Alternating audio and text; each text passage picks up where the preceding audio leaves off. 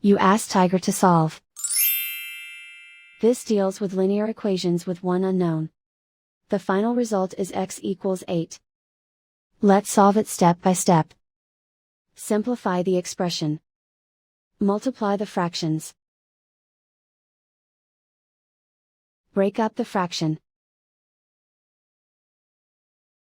Simplify the fraction. Find the greatest common factor of the numerator and denominator. Factor out and cancel the greatest common factor. Group like terms.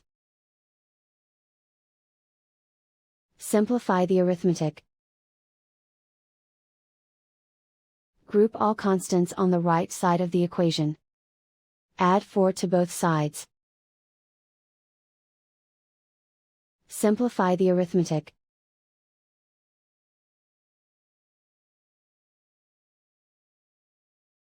Isolate the x.